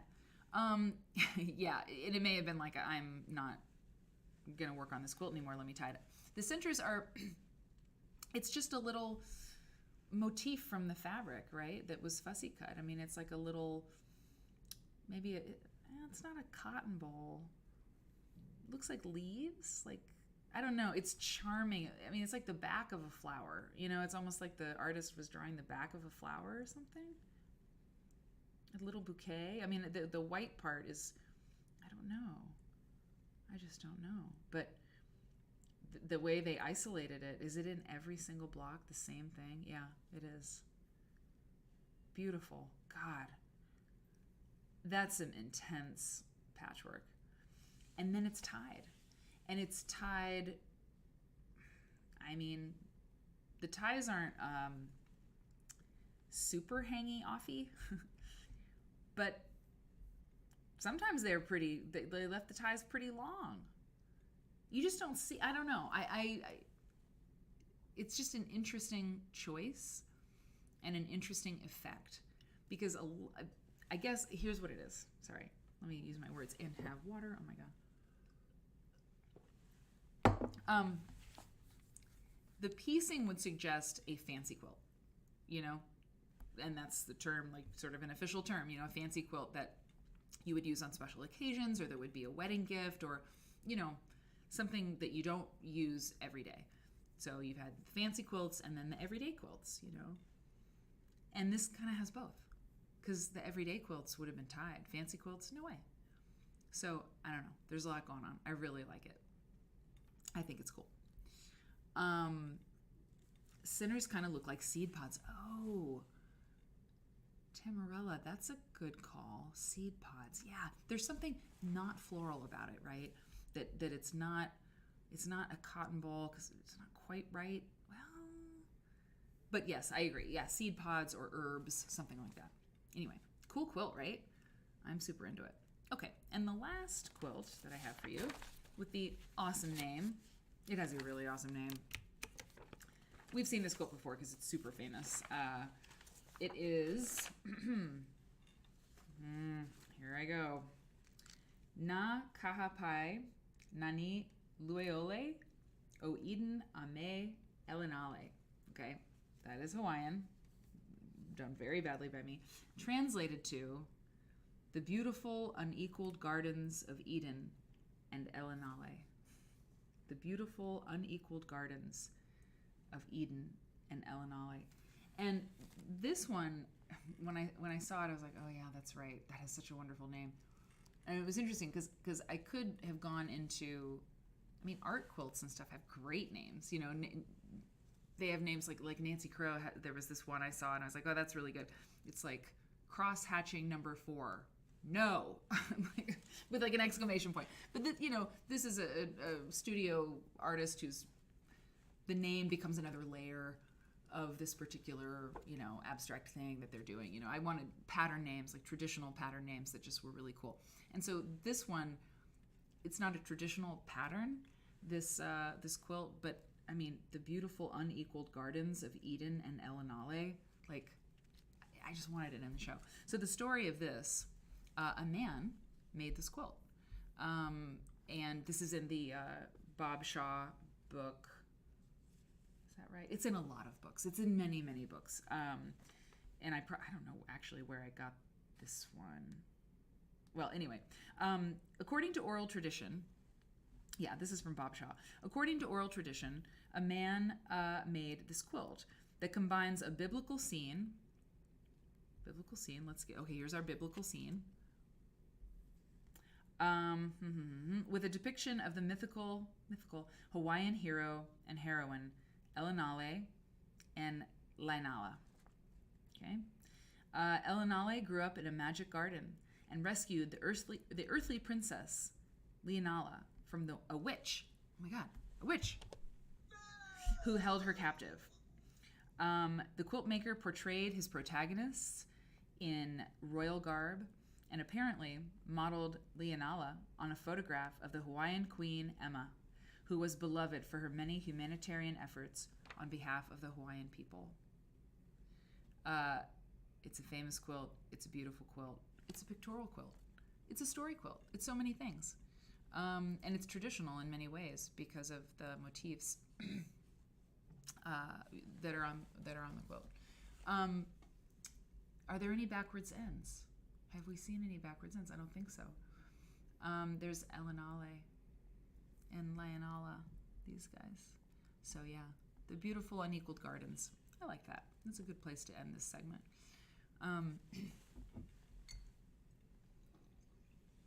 Love Apple, Drunkard's Path. Those are really good names. Oh, now my Aurora Borealis is like getting on her. All right, so Stephanie, do you want to chat with the folks while I take a quick break? Is that cool? Sure. Okay, cool. Let me pull up the cake break. Oh, it might do a dumb thing. Oh, it didn't do a dumb thing. Oh, hello. There's my bookshelf. Oh yeah, I didn't set up the camera right. Hello. Camera 1, camera 2, camera 1, camera 2. Let me get rid of this. Okay. Cake, take it away. I'll be right back. Mary didn't cover my favorite pattern, which is hearts and gizzards. Oh, that's a good I one. I made a little one recently, and that is a really difficult pattern. And I hand pieced it. Anyway, so today I was catching up on the disco because I have not been on there in a few days, and I caught a conversation, and I'm not sure if everyone is here. I think Linda's here and Kathy's here. So there was some discussion about historical costuming, and I feel like there's some Venn diagrams at work here. So you've got, people who love to sew and people who love textiles and quilters, and then people who like cosplay, and then people who like historical costuming and history bounding and all that stuff. And I feel like we overlap a lot. So I thought that was so funny. I knew it was only a matter of time before people revealed themselves to be historical costuming nerds as well. And it's something that, as much as I sew for, as an artist, because I consider that a job, I guess. Well, yeah, I mean, it's a job. But I do historical costuming stuff kind of on the side when I have time, just for fun. And I think that in some ways it's probably informed the quality of my handwork as well, because I guess there's some historical costumers that, have to, you sew your costume on the sewing machine and etc. But to learn some of those construction techniques are very different than how you would construct, home sewn clothes now. So I feel like learning some of those hand sewing techniques to make historical costumes, accurately, has been really great in informing and improving my hand sewing skills. So I don't know if anybody else out there. I know Bernadette Banner is a pretty well-known name in historical costuming, and I follow historical costumers. It's really funny. I actually have a handful of friends who don't really sew.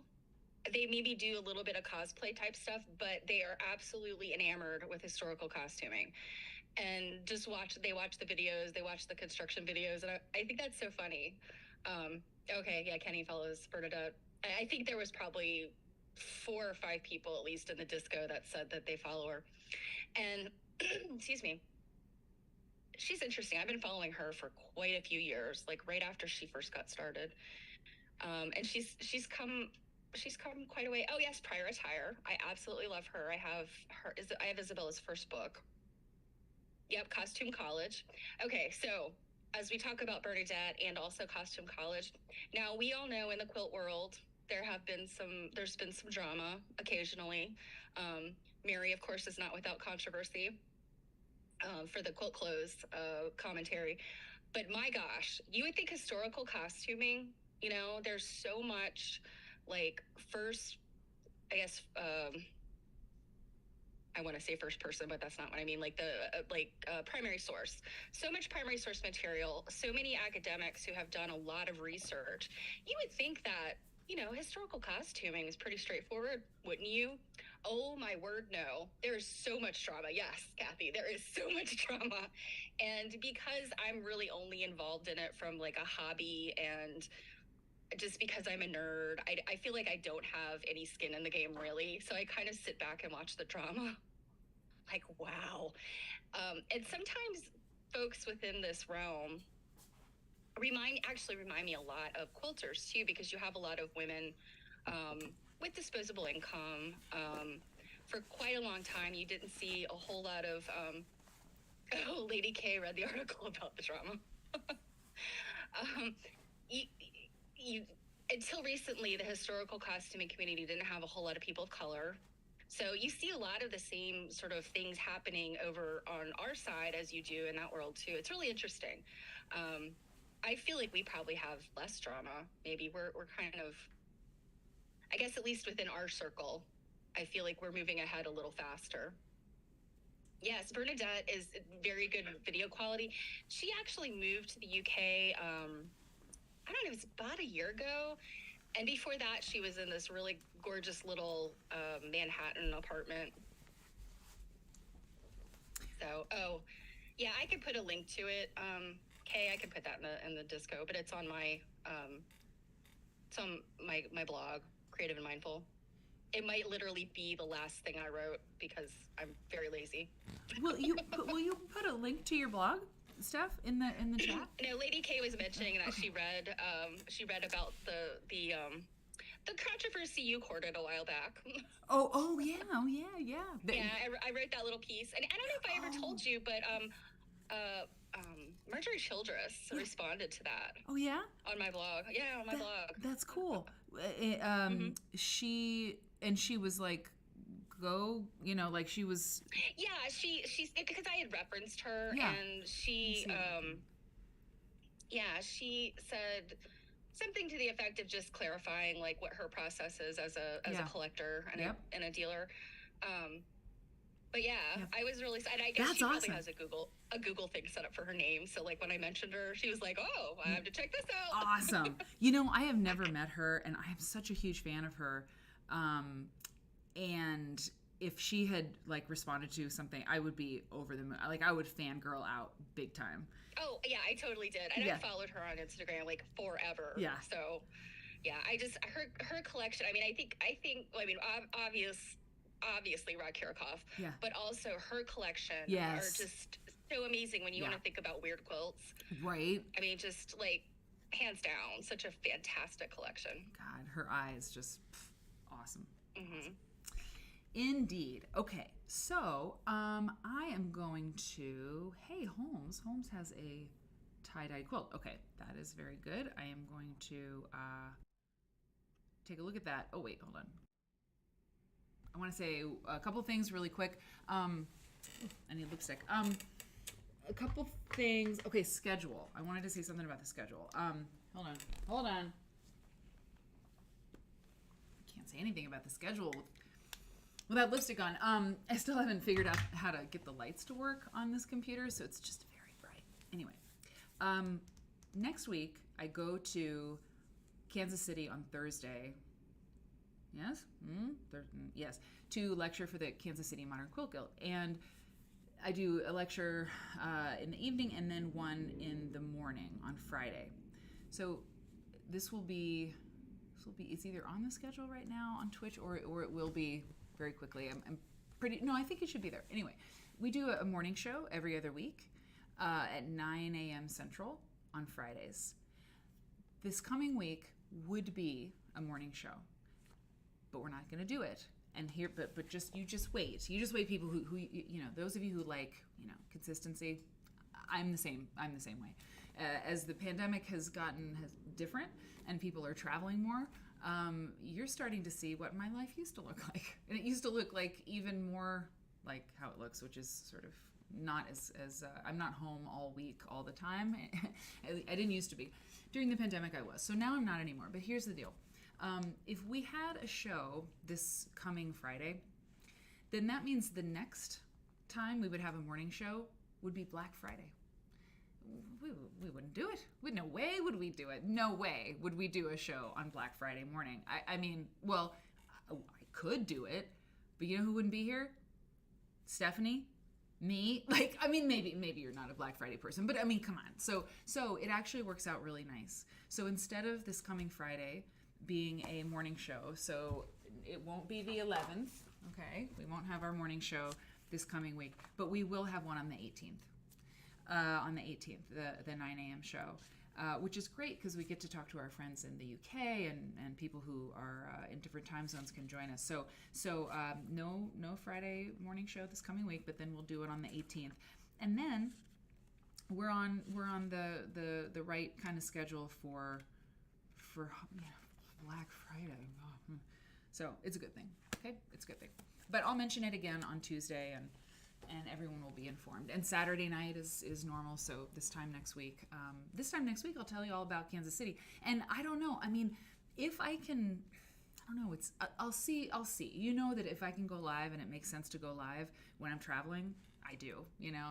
Pretty much every single time I've ever gone anywhere, I've tried to stream, and I think I have. So if there's something that I can do in Kansas City, even just like a little bit before the lecture or something like that, I'll figure something out and I'll let you know.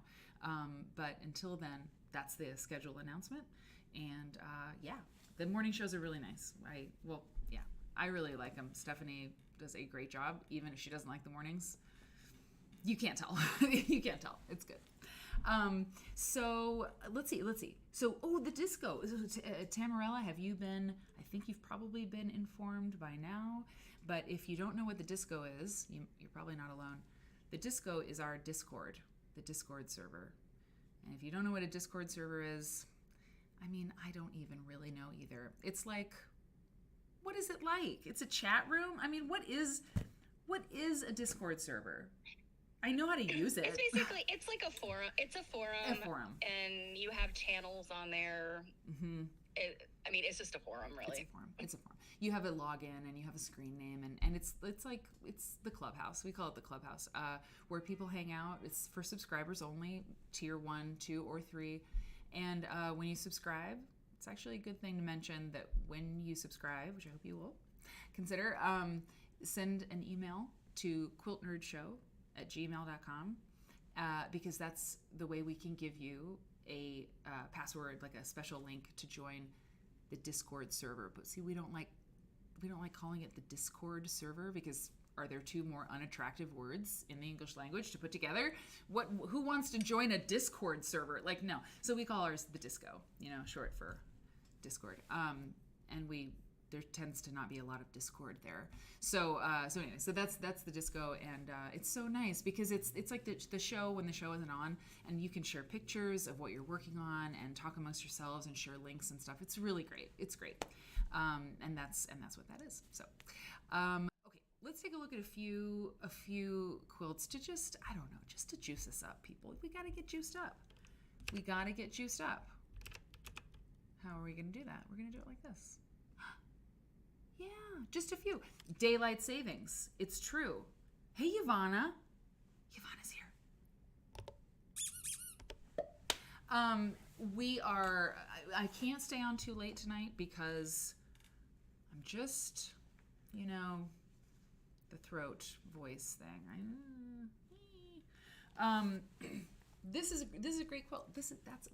What do I know about this quilt? Not a whole lot, except that it's one of those star quilts. It was made in 1940. It's 80 by 90. We don't have the maker's name. It's called Stars and Stripes. And it's just one of those many configurations of flag quilts that just delight me in every way. It also recalled to the Lazy Gal quilt we looked at. I was like, oh yeah. You could make a Lazy Gal quilt. Oh my God, sorry. Wow, that doesn't happen too often. So you could make a Lazy Gal quilt and there'd just be like, I'm going to turn it into a flag quilt just by putting a field of stars, blue and white stars, in the center. It's fantastic. The petty point border is kind of like, it's interesting. Like if you have I don't call this quilt basic, and there's a lot going on here design-wise that's brilliant. Like simple is complicated, simple is complicated. Red and white bars, fabulous. The crowdedness of the stars, 6-pointed stars, interesting. Interesting. The stars on the flag are 5, right? Interesting. That's interesting. I don't know. That's an interesting choice, right? Anyway, it's intriguing. But they're so crowded.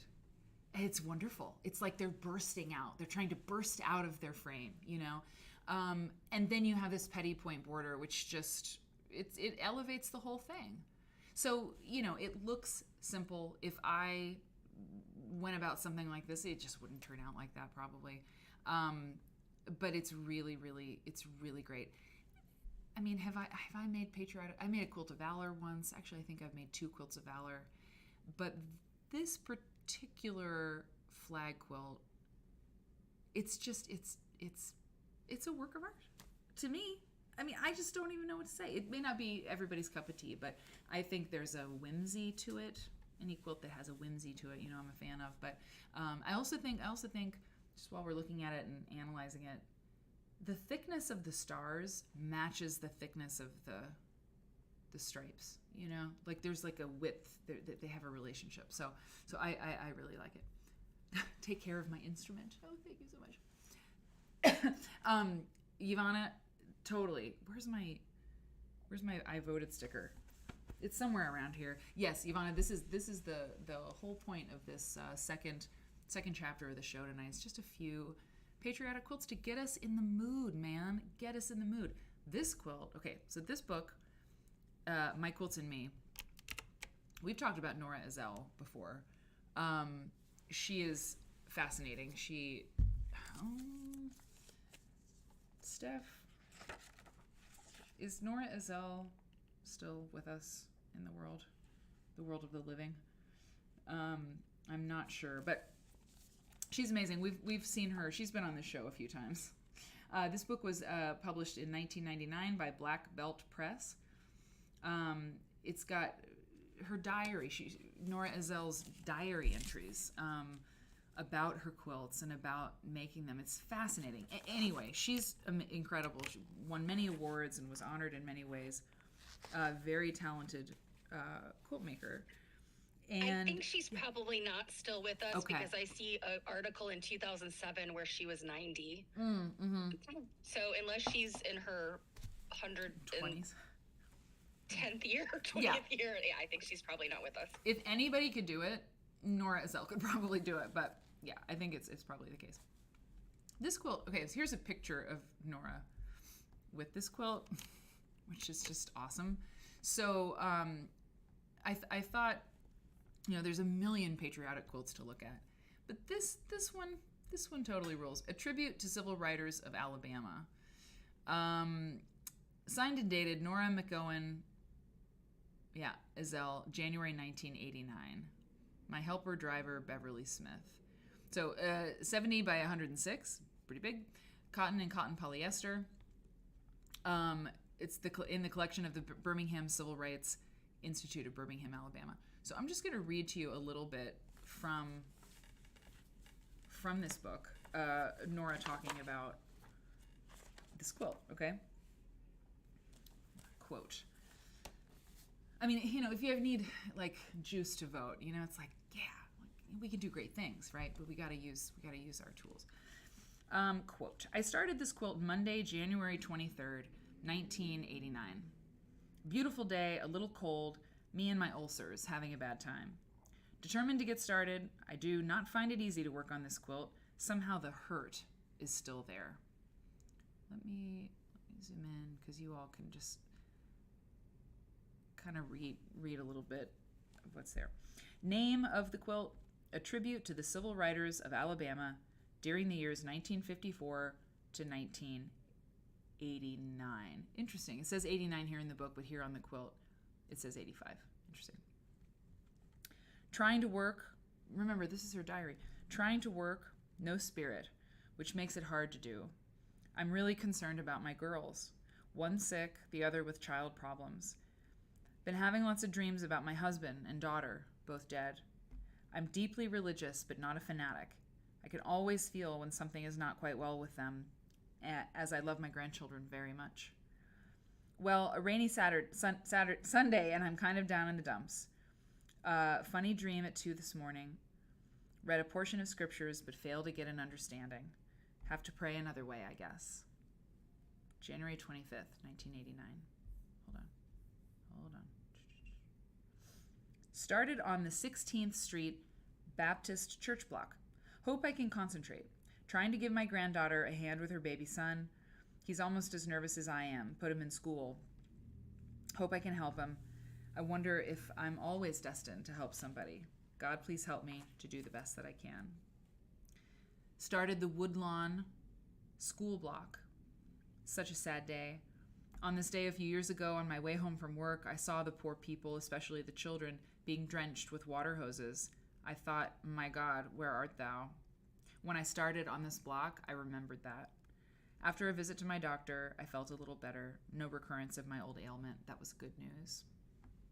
February 8th. I started the brown chapel block. I'm up bright and early, feeling not too good. Got a good mind to do the jail cell block, along with Bull Connor. Trying hard to get started. Very nervous today.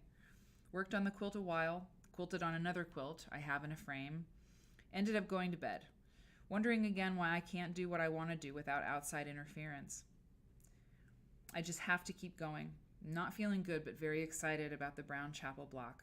Monday, I worked 3 hours and 10 minutes on the stained glass window. So do you think I could teach someone else to have this kind of patience? I never plan on making a pattern. I do whatever comes off the top of my head. So you don't believe it? I'm sorry. Could I or would I do this again? Yes, but not for the same money. And so she goes on and she tells about, I mean, not every single block does she talk about. Well, maybe she does. In March, she says, finish the Gaston block today. Just 3 more blocks to go. One large woodlawn school, 2 small. Hope to finish by the end of May. Hope it goes well. Some things I like, some I don't. Can't seem to do tedious things as well as I like. In May, she says, I started the last block, a prayer vigil, with King, Abernathy, and Shuttlesworth, beginning the last strip. Hope to finish this soon. Hope to finish this real soon. And then on May 7th, 1989, she said, a few miserable days ago, I finished the quilt.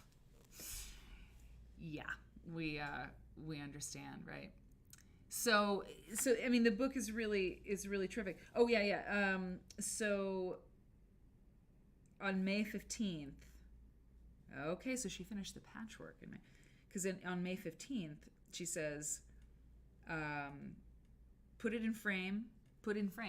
Hope to finish by June 15th. And she talks about not being able to concentrate, that her leg hurts. Today it's raining again. We'll quilt some later. Going to bed now. Very nervous. Worked pretty good on quilting today. Not much, but good work. Praying for the end. And then it says here in the transcription, smile. So there's a smiley face, right, in her journal. I have worked so hard, been sick so much, just pushing and praying. Well, I see the end, and I am glad. It's a really good book. It's a really good book. So this was Nora Ezell's Tribute to Civil Writers of Alabama. Let's see the last thing that she writes about this particular quilt. Wow. Okay, wow. Check this out. Finished quilting and hemming this quilt on June 9th. So she started writing about this. Hold on. She started writing about this January 25th, 1989. January. And she finished it in June. I mean, of course. Like, I'm not saying like, oh, that's such a long time. I'm like, look at the persistence. You know, look at the commitment here. Amazing. And she wrote all about it. I mean, that's, you know, it's really interesting because I've been talking about, you know, just thinking about the connection between quilts and writing. And, you know, frankly, I mean, I'll tell you exactly, I would love to record my lectures, right? And offer them and stuff, you know, thinking about Quilt Folk, you know, maybe I do it through that. And like, if you were to sign up, you know, when you sign up for a quilt workshop, you're making something, you know, you make blocks or you make a quilt, right? But for a history-ish lecture or a quilt culture lecture, you're not going to make anything, you know? And so the question that I've been bandying about, you know, Susanna and I talked about it the other day, it's like, but writing, like, you know, what about writing about your own quilt story? And so we're talking about things like that. And reading, and it's interesting because I hadn't thought about Nora, but like having this piece with this quilt about how she was feeling and what she did and when she did it and what she was going through is so cool. It's so valuable. So it makes me think that maybe more people would write about their experience making a quilt or their experience of how they learned to start quilting or whatnot. Anyway, it's interesting. But the last thing that she says about this is, hang on. Mm-hmm. I mean, look at her. Look at her. She's like, yes, I did it. Hey, Kartat, it's so good to see you. I'm so glad you're here. Welcome to Quilt Nerd. We're hanging out. We don't have too much show left, actually. Oh, we've been on 2 hours. You see, I say it's going to be a quick show, and then it's not. The welcome baskets are for you. Thank you for coming by. So she looks as happy as she probably was, to finally finish the quilt. And she says, finished quilting and hemming the quilt on the 9th. Like most of it, some places I wish I could have done better. Of course, right? This credit I would like to give to my mother and father. They were just the opposite of one another. Wow. Listen to this. Okay. My mother was an old school teacher who taught her children that it was as easy to make an A as a B. My father, with little or no schooling, taught us to use our hands and mind. My oldest sister, Edna, taught me beauty in work. My second oldest sister, Etoile, taught me how to do domestic. My third sister, Birdnell, love it, taught me to stand on my own feet. The fourth sister is me. My fifth sister, Bernice, taught me how to read and understand what I read. My sixth sister, Bessie, taught me independence. My only brother, the seventh child, Cecil, taught me to live, whatever I did. My eighth sister, Waltzena, taught me courage. My ninth sister, Christine, taught me to live wherever I stayed. And last but not least, Jetty, the baby, taught me possession and cleanliness. So I gained something from each of them. Time spent on the tribute to civil writers of Alabama quilt. 414 hours and 30 minutes to piece. 121 hours and 55 minutes to quilt. 14 hours and 30 minutes to hem and finish. $107.54 worth of materials. 580 hours and 55 minutes total hours to complete. This done June 12th, 1989. Wow, yeah.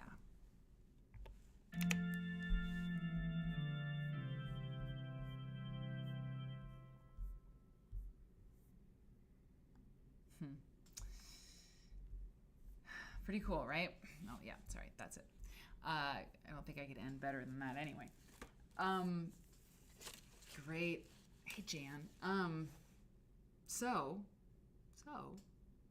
go vote, Vote for Nora.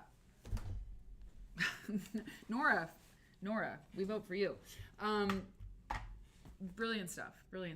Cake, thank you so much for coming along on this ride. Oh, thank you. I feel like I'm giving us this ride to come along on. Woo! Oh, wait. Okay. So I have the other picture. I gotta show the picture. Oh my God.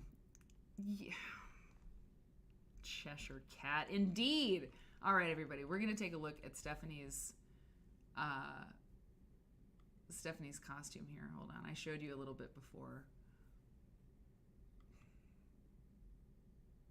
Oh my God. All right. This is who's on air with us right now. Okay. Anyway, go vote. I know I've said it over and over again, but that's how I wanted to end the show. And as I move to the picture of the Cheshire Cat costume that Stephanie Cake made, really, it makes perfect sense. It's a great country. We can do anything. We can. I'm not just saying it. We can do anything if we put our minds to it, if we come together, we work toward a common goal. And in this great land, we have a lot of freedom. And we can do creative things, and we can get together and make communities, and we can do all kinds of things. And there's a lot of talented people in here, and a lot of people who are committed to, like making the world a better place, right? And so this transition is not so crazy to show the work of Stephanie and her costume that she made of the Cheshire Cat. You see what I'm saying? I started the show with kind of two disparate ideas that I put together that really made sense to me, and I hope they made sense to you too. We're ending the show in the same way. Go vote. And now, the Cheshire Cat. Yes, land of the free, where you too can dress like a giant furry. Thank you. Look at this. She made it. She made it with her hands. She made it. Oh, Myra, I love that. Look at this. Now, wait a minute. Is that polar fleece? It is a product from Joanne Fabrics called Sherpa. And yes, it's a fleece. It's one of their higher quality fleeces that's a Sherpa sort of on the one side. Kind of a nice fleece. Pemberito, I see you. I see your Dear Jane and the OG. Yep, I got it. I have seen it. You have been noted. Turk Sky, you are very welcome. And Dee Dee, thank you so much. What you said when you said it is a product from Joann's Fabrics, I laughed because it's like I think Kraft cheese singles, which I love, and I actually ate some today because I made a hamburger, and it's just like you have to have American cheese on a hamburger. I'm sorry, you just have to, unless it's blue cheese. Anyway, it's like, isn't it called a cheese product? Like, I don't think they call it cheese. Like, it's a cheese product, and it's like that kind of material. It's like it's product. Cheese food. Yeah, it's cheese food. This is fabric. This is fabric product. It's like what is it? We don't really know, but it's a product, and you can use it to great effect, just like you can use a cheese food product on your burger, and it's delicious. It's really, really cool. It's really, really cool. You're very, very good. I mean, wait, one more question, one more, and then we gotta go. What was the armature? Like, is it? Because I picture you doing paper mache on a balloon. Like, is that what you did? Yeah. Well, that was one original idea, and then I got it. Actually, I did an entire stream about this with my friend, and it was so awful. I made it private, but so I don't know if any of you have ever used. I think it's pronounced Bosal or Bosal, Bosal. It's a type of interfacing, or what's the other word I'm looking for? Like, it's like an interfacing. Okay. It's heavyweight. Well, they make one that is heat moldable. And the best way I can describe it is it's almost like it's been impregnated with hot glue, like hot glue gun glue. Okay. That's what it feels like when you heat it up with like a heat gun. Okay. And so I tried to make a helmet out of that. Big fail. Real big fail. So I'll post a picture of it because it is absurd. This is actually regular Pellon, like the heavy duty Pellon interfacing. Wow. And it is actually a low poly. It's supposed to be made out of paper. It's basically like all these pieces you put together and it's made out of paper, but I made it out of interfacing and then covered it. Wow. Wow. Yeah. Very cool. And I have to say, guys, I worked in a costume shop when I was in high school, so like this has been in my blood. Yeah. And I've made crap like this like all my life. Okay. So to me, like, actually, I can point out so many things wrong with it. So I appreciate your enthusiasm for it. Yeah. But I don't. Yeah. I mean. It just seems like magic. It's really, it's exciting. It's exciting. I mean, honestly, it is like the same. It's the same vibe, at least for people who are into this kind of thing. It's this kind of stuff. It's just like, it's magic. It's like a magic moment. Yeah. It's like, oh my God, a character. It's just fun to see. It's fun to see. You guys are too nice. Well, it's anything. Okay, so that's the show, everybody. I'm going to sign off and thank you for being here, and I'll see you on Tuesday. Well, and if you want to join the co-working stream, it's probably going to happen on Monday. I don't know. I haven't put it on the calendar, but I don't know. I think it's like a thing. So, okay, so we'll see you later, and thanks for coming by, and that is it for now. Thanks, Cake.